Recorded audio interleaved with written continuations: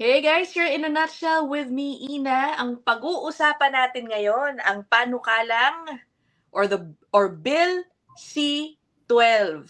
Okay, ano ba tong BC-12 na ito? Isa po tong panukalang batas pa lang. Hindi pa po siya na-enact into law, hindi pa siya talagang ganap na batas, but naihain na po yan sa parliament.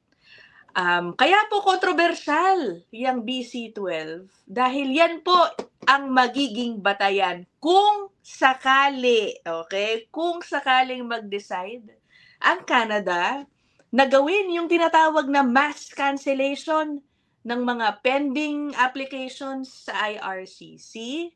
Okay, I had an episode about that a few days ago.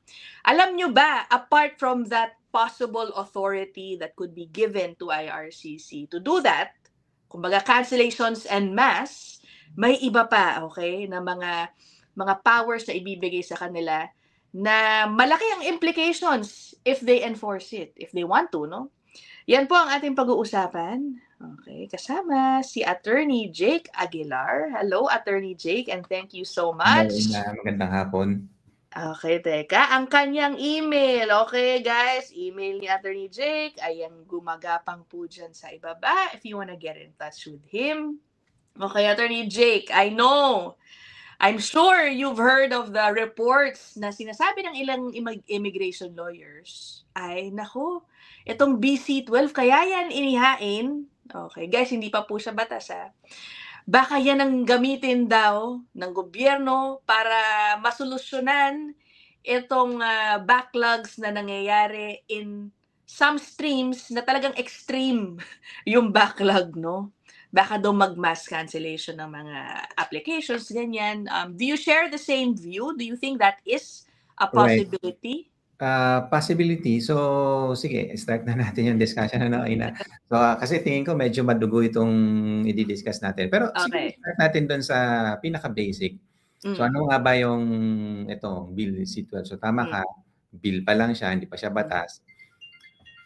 Yun ang, kung naging batas na siya, doon tayo matakot, ano? Oo. Pero ito nga, ano bang relevance nito sa atin, lalo na yung mga temporary residents. It's more on for temporary residents. Pag I think PR ka, hindi naman masyadong wala. I don't think may effect ito. Pero possible pa rin actually, even Naku PR. po, nakakatakot naman yan. Kasi ano pa rin siya, document na in-issue. So, pwede daw, kahit na-issuehan ka na ng visa or permit, pwede siyang ipa-cancel. Or kung mayroong mga existing application, pwedeng hindi tanggapin or ipa-terminate na yon. So, yun yung pinaka relevance nitong bill, which is of course, kung iisipin mo, ano nga ba, ano naman, parang, so malaki, di ba? Kasi may papel ka na, may work permit ka, pwedeng i-cancel yun ng ganun-ganun na lang. Of course, mayroon ding proseso doon.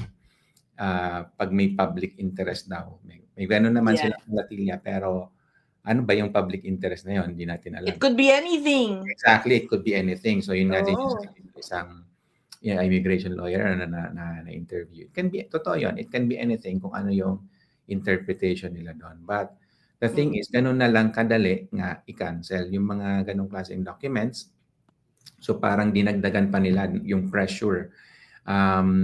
Ngayon kasi nagbabawas lang sila. So yung mga renewals, ayan, nahihirapan na yung mga kababayan natin mag-renew, especially for work permits, di ba? So bukod doon, ito kahit na-issuehan ka na, kahit nakatawid ka na, na-issuehan ka na nga, nabigyan ka na ng work permit, sabihin natin gano'n, pwede pa siyang makancel kung masusunod itong bill, kung magiging batas itong Bill C-12. So yun yung pinaka-implication nitong batas na ito. So, at ano yun matindi yun I mean, matindi talaga if oo, yung effect niyan. Kasi hindi ko actually natakal, guys, dun sa episode ko. Yung meron ng existing, approved, valid permits. Right. Ang napag-usapan ko dun, magka-cancel lang ng mga pending, yung waiting. Iba pa yun. Pwede rin yun. Okay? Kasi nga to solve the backlog Correct. Yun yung sinasabi ko. So, ibig sabihin, wala pa yung mga tao na yun, technically, mga work permit. Right. Naghihintay pa nga sila, yung ano man, or PRs, rather. Kunyari, kasi for HNC, halimbawa, na sinasabi, about to 50 years yung processing time. yun, ika-cancel lang yung application nila for PR, parang gano'n, ano, wala pa naman per se. But what you are saying is, even those with valid status, Correct. kahit PR, is that what you're saying? Pwede Possible eh. palagay Teka mo? lang, pwede nating reviewin ng konti yun. Sige. Walang sinabi kasi na like PR or work permits, pero yung permits at saka visa na na-issue. So PR hindi naman siya permit. I'll have to review. Pero kung document siya, kasi depende siya sa term eh. Kung document siya or status, pwedeng ma-include yung PR doon. Pero kung permits at saka visa, parang yun yung nakita natin. It's more on mga study permits, Okay. work permits, saka tourist visa.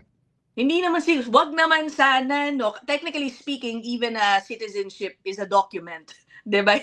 Sabihin, wag naman siguro umabot na pati yun i-consider I don't nila, no? think so naman kasi mas pag citizen, kasi may parang level din yan. So kung citizen ka na, yun nga, mas mahirap na yung bawiin. Let me, let's go to the draft bill. Okay? And pupuntahan ko yung key provisions talking about yung mga, ibig sabihin, pupuntahan ko yung mga provisions na may relationship sa immigration. Okay? Right. For example, let's go first to, tinake down ko na kasi guys ha, para mas mabilis tayo. Ito, an officer, proposal lang to guys ha, an officer may terminate the processing of an application for a visa or other document in the prescribed circumstances. Okay, that's one. Ito, clear visa, no? For temporary ito. Tapos yung other documents, so yan, hindi pa clear anong document yan. Oo, okay. And then another one. 87.301. Ito. The governor in council may make an order specifying one or more of the following if the governor in council is of the opinion that it is in the public interest to do so. Right. Una, okay, applications for PR visas, temporary resident visas, electronic travel authorizations, work permits, study permits, and any other documents or combination of those types of applications made by foreign nationals are not to be accepted for processing if they are received during the set out period, during the period set out in the order of, during a period basically, no? Okay. Tapos, ito, the council may make an order processing any such types of applications or combination of them made by foreign nationals that are pending on the coming into force of the order. Parang ganun din, ano? Ano ba yan? Is to be terminated. So, ibig sabihin, naka-process na, natanggap na. So, yung una kasi yung A, sinasabi, hindi pa naman it is to be terminated. Yes. Ito, parang in process, tapos ito terminate siya. Oh my. Okay. O, sige. And lastly, ito naman. Ayan, ito simple, no? Direct to the point. An officer may, in the prescribed circumstances, cancel, suspend, or vary a visa or other document. Okay. Ano ba ang system ngayon, Attorney Jake? Kung hindi nila pwedeng gawin to ngayon, ano ba ang proseso? Kunyari, gusto nilang mag-cancel or mag-invalidate ng isang existing visa? Ang basic kasi sa administrative law, so even if mga government officials din naman kasi di ba yung nagpapaandar ng IRCC, di ba? Pero lahat naman ng government officials may limitations sila. Okay. So dapat yung ginagawa nila is based sa law. So kumbaga, this is just laying the path for the officials to be able to terminate or not accept or even cancel yung mga ganitong documents. So kung wala ito, hindi nila pwedeng gawin yon. So pag may natanggap silang application, dapat nila i-process yon. At bigyan ng desisyon, gano'n. Bigyan ng desisyon. Kasi yun naman, basic din yun sa administrative law, yung tinatawag din na due process or fairness, reasonable expectations na tinatawag. So ang reasonable expectation, di ba, pag mayroong application, i-process. Kasi nagbayad na yung tao doon, naghagilap na siya ng mga requirements niya, nag-prepare siya, sinubmit niya, so nag-effort na rin yung tao, hindi pwedeng basta-basta, ayoko nang i-process ito. Sorry ko sa'yo. Parang gano'n. So, unreasonable yon ang tawag natin doon. So, pwedeng dalhin sa korte yon, sabihin naging arbitrary or naging unreasonable yung action noong government official. So, yun yung magiging issue kung wala itong batas na ito. Okay. So, apparently, nangyari na pala, no, Attorney Jake, na nagkaroon ng, kumbaga, mass cancellation of applications. The last time, I believe, 2012. Exactly, yeah. Oo. Nabanggit mo kanina na baka pwedeng dalhin sa korte kung may question dahil nga parang unreasonable naman ang tagal-tagal na halimbawa din, lalo na nagbigay ng application, nagbayad na, may na-receive na, ganyan. Noong 2012, alam ko meron din palang legal dispute na hinarap yung ginawa ng gobyerno at that time. Una sa lahat, hindi ko na alam, hindi ako nakakita ng update kung ano ba, nagwagi ba yung mga applicants at that time. Malamang hindi kasi ang tagal na eh. Oo parang lumipas na lang din, ano. This time around, do you think this will also be questioned in the courts? Kasi this early, I know, some immigration lawyers, kinokontra na nila ngayon pa lang na parang labag yan sa karapatan ng mga kahit foreign nationals pa sila, yung mga ganun. So anyway, yung batas ng Canada, medyo complicated din talaga. So ibang-iba din ito sa, like ako, sa Filipino lawyer, sa lawyer din tayo sa Pilipinas. Na-realize ko nung nag-aaral ako para maging Canadian lawyer, iba rin talaga. So dito, anyway, yung batas, pagka naging batas, mas dito mahirap bang baliktarin yung batas na yon.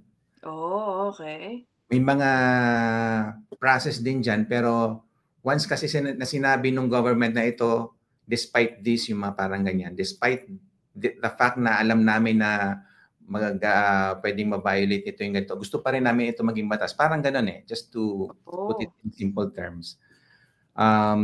Pwede yon dito sa Canada. Minsan nga may retroactive effect pa. Sa Philippines, walang ganun hindi pwedeng i-retroactive effect yung batas kung merong mga negative effects. Pero dito, pwede yun alam namin retroactive merong masamang effect pero gusto pa rin parang ganoon pwedeng gawin yun. So sabihin natin medyo powerful siya. Kaya dapat sa level pa lang nito, more on dapat ilabi na hindi dapat ito ipatupad. So dapat sa ganitong, which is ang maganda naman dito sa Canada, very open naman nga, di ba? Yung process, kaya nga ito nilabas na yung bill para kung sino may gustong sabihin dito, ngayon na kayo magsalita. So medyo, yun nga, sa media, lumalabas-labas na, which is a good thing. So medyo open yung discussion. But, ayun lang. So, parang dito, the government has the power to do that, pero subject to consultation then with interested parties. Nako. So what you're saying, Attorney Jake, is pag ito ay maisabatas, at kunyari maapektuhan ng application mo, i-cancel nila yung iyong application, kahit padali mo sa korte, mas mataas ang chance na mahirap talaga. Ibig sabihin, mahirap siya talaga i-overrule. Correct. So yun mahirap na kasi yun yung gusto ng government, yun yung gusto ng Canada na bigyan yung government ng ganong kapangyarihan at yun nga para sa public interest din naman yon, para sa kabutihan ng Canada. So para bang tinimbang nila yung karapatan ng foreign nationals at saka syempre ng Canada itself. Nakita nila na syempre mas matimbang yung pangangailangan ng Canada. Parang ito nga rin bigla ko naisip na naman yung ginagawa ni Trump ngayon about tariffs, di ba? Sinasabi niya parang public interest yun So even if parang war siya trade war, hindi man siya gera na yung may nagbabarilan. Pero war din ang tingin doon kasi pwedeng mag-retaliate yung ibang bansa. Pero ang justification ni Trump doon, yung America first principle. So anyway, parang ganito rin kaya ako naisip yan. Kasi yung ginagawa ng Canada ngayon, inuuna syempre yung kapakanan ng Canada. So kung maipatupad itong batas na ito, mahirap nang i-kontra ulit sa court kasi nga, well, this is for Canada itself. Yun yung gusto ng government na bigyan ng priority, yung needs ng Canada. Kumbaga sa Pilipinas kasi 'no, sanay tayo sa mga I balita. know, yes. Iko-question mo yung constitutionality ng order ng Malacanang, parang ganyan sa Meron din Pilipinas dito lagi, ng eh. ano, meron din namang of course Oo. constitution, eh, puwede mo Tapos rin nati-TRO 'yan usually kunyari magbibigay ng TRO, ipo-pause muna yung enforcement ng kung yes. anumang batas. Halimbawa, dito ba uso rin yun, nangyayari din po ba dito? Nangyayari din 'yon, pero Okay. depende nga sa will nung government din. If talagang gusto nila, kaya nila 'yon, eh. So 'yun ang nakikita ko, may power yung government na i-push through kung ano man yung gusto talaga nila. Oo. Pero 'yun nga, merong mga discussions, kino-consider din talaga nila. So hindi naman nila parang binabraso. So siyempre democracy pa rin naman ang Canada, hindi Oo. naman siya parang totalitarian state, 'di ba? So ibig sabihin, merong mga consultations definitely, but Mhm. after those consultations, pagka nakuha na nila lahat ng, information at gusto pa rin nilang ituloy, puwede nilang gawin 'yon. I see. Oo, kasi isa sa mga tanong na nakuha ko dun sa comment section in my, episode, was, "Can I sue the government if ever ma-cancel yung aking ano?" You can, pero what you're saying, Attorney Jake, Exactly, is, oo. Ano bang um chances nun na manalo ka, 'di ba? Yun yung tanong oo, dapat. Puwede naman kasi talaga mag-sue. mm. And dito nga sa Canada mas madaling i-sue ang government actually compared sa Oh, kasi sa Philippines kailangan pa mag-consent yung government para i-sue mo siya. Eh, paano kung hindi oh, siya magbigay ng consent, hindi mo siya puwedeng i-sue. Dito oh. puwedeng i-sue. Okay, pero Mm. yun na nga 'no, guys, good luck na lang 'no, if that is the route you are going to take. If ever man guys, again, let us Hindi clarify, wala pa po ito, this is just wala a pa, wala. pending bill. Okay, wala pa pong, as I think parang nasa first reading pa lang sa House of Commons o sa Parliament, Right. okay? Okay, so the question is also, Attorney Jake, bakit ba 'to ginagawa? Why do you think, is there such a proposal to give these types of authority power sa Two IRCC? two reasons yung nakikita ko. One, gusto talaga nilang kontrolin nga din yung dami ng foreign nationals. Yun naman, I mean, in-announce na nila yon last year pa at Hmm, ginagawa na nga nila yon ngayon, 2025 na magbawas nga. Pero so far, ang nakikita lang natin na pagbabawas ay yung hindi pag-renew nga nung whether it's work permit o study permit and even tourist visitor record, hindi na nila i-renew. Dati nga, may mga kilala nga ako, maabot 10 years eh, di ba? Imagine mo, mhm. 10 years visitor dito sa kanila. Wala namang problema yun eh. Pero ngayon, since nagbabawa sila, ayun, all of a sudden, nakakita na tayo ng mga refusals even for visitors. Mhm. So Oo. that's one. Pero ito, pang dagdag power sa government na o yung mga nakalusot pa dati, pwede pa natin, baka pwede pa nating bawiin yun, Habulin, oo. habulin kung matupad nga ito at maging batas talaga. So parang bino-broaden nga yung powers ng government na o yung mga existing na kahit na may mga permits na, yan, baka pwede pa nating cancelin. Kung sa tingin natin, maganda yun sa Canada, which is ngayon nga para kasing crisis nga, eh, nasa crisis mode, eh, yung Canada. Oo. Tsaka yun nga, medyo maingay yung mga opposition, 'di ba? Opposition leaders na, "O yan, kasi yung gobyerno, sila yung nagpapasok niyan. So ayan, palitan na natin sila. Dapat kami naman ang upo diyan." Mga gano'n. So, it's Oo, all oo. in politics din kasi. And yun nga, totoo naman na, ah, tumaas yung unemployment. Hanggang ngayon mataas pa rin. Mm. Interest rates, kumbaga yung mga bilihin, inflation mataas, pero bumaba na sa ngayon.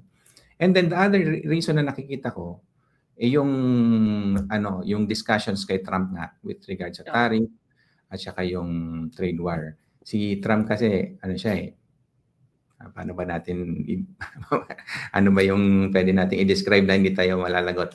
An Medyo wa hindi siya pro-immigration, 'di ba? okey, Parang oh. encourage niya din yung, other countries, sa Europe nga sinabihan niya na yung mga countries dun na, "Oh, dapat maging tough din kayo sa immigration," gano'n ba. So dito sa Canada parang gano'n din. Parang No, to appease him, is that what exactly. you're Oo, so saying? parang Oh. sinasabi niya, "Oh, Canada kasi masyado kayong maluwag, eh. Kaya Oo. yung kaluwagan niyo kami din ang namomroblema minsan. Yung mga galing sa inyo sa'min pupunta na yung mga illegal immigrants nga or mga kaya kami nakakapasok." So parang gano'n na, ayan, dapat maghigpit kayo. So eto na yun, eto na actually yung sagot dun, I think, Oo. Bill C-12 para nga pagbutihin yung border security at yung pagpasok din ng mga foreign nationals. So Mhm. yun, 2 reasons na yung nakikita ko. One, para i-address nga din yung perceived excess ng mga foreign nationals. Again, it's a political question. So para ma-appease yung opposition leaders at saka yung mga supporters na rin nila, syempre yung mga botante yun. So para ma-appease yun, para pakita nila na may ginagawa sila about that. And for Trump na din, kasi nga si Trump, ayan, recently ito, medyo fresh na naman, nagtampo na naman si Trump, di ba? Oo. Stop na naman. No more negotiations. Sabi niya, okay na tayo, parang I'm sure Canada will be happy doon sa negotiation, parang ganyan. So okay na sana. Ito parang kailan ba yung nangyari? Kahapon ba? Nung isang araw? Oo, mga 2 days ago na lang. naman ni Trump yung negotiation dahil daw doon sa ad ng Government of Ontario, I think, about yung tariff na meron silang pinalabas yung speech ni Reagan. Parang misrepresenting. Parang gano'n. So, Reagan. nagalit si Trump doon. So, biglang tinerminate yung usapan. So anyway, nandun pa, ayun nga, so yung nakikita natin ngayon, medyo masailan pa yung sitwasyon eh. Hindi pa tayo talaga nakakaahon or nakakausad eh. Hindi pa natin alam talaga ano mangyayari later on. Pero yun, anyway, itong Bill C-12, I think that's one of the purpose is to appease siguro yung United States ba. Oo. O sige, ito forecast lang to, no? I mean, this is just your opinion. Sakali man magkaroon ng mga suspension of applications, what streams or types or categories of permits man ang nakikita mong maaapektuhan? Hindi naman siguro sana lahat, ano? Meron bang ganon? Or do you think these authorities or powers will only be used on those na merong talagang extreme backlogs like HNC, asylum claims, ano pa bang merong malaking backlog? I'm not sure ano pa nga ba. Sa tingin ko, ito, salamat at opinion lang kasi sa totoo lang. Kasi we'll never know naman eh. No? I don't have all the facts. So, pero sa tingin ko lang din, yung merong silang sigurong mga duda na nakuha nila din yung permit nila through fraudulent means. I think yun. Para mas madali para sa gobyerno na bawiin yung mga ganun. So, ibig sabihin kahit siguro hunch lang or hindi pa kompleto yung evidence nila, pwede nilang bawiin. I think more on that eh. Kasi I don't think din naman na gagawin nila yan sa mga legitimate permit holders. Kasi nga, kailangan pa rin ni Canada yung foreign nationals. Kailangan pa rin niya yung tao. So, kailangan i-balance eh. Si Canada, lagi niya parang binibenta niya yung sarili niya bilang magandang lugar para pumunta nga yung mga talented individuals all over the world, di ba? So, yun yung nakikipag-compete din siya with other countries katulad na Australia, even US, saka mga other countries in Europe na mga developed din naman. So, parang sinasabi ni Canada, dito na kayo sa amin, maganda dito, maayos ang pamumuhay, maayos ang batas, etc. etc. So, paano niya magagawa yon kung pati yung mga legitimate nga na permit holders, tatanggalin niya yung permit ng ganun-ganun na lang, even if kaya niya. I don't think yun yung gustong gawin ng Canada dito. So, pero I think nga din, kasi totoo din eh. I have that feeling din na maraming ang permits or visas na kuha through fraudulent means yung nagbebenta ng galimay A, etc. etc. Medyo naging sabihin nating talamak yung practice na yon.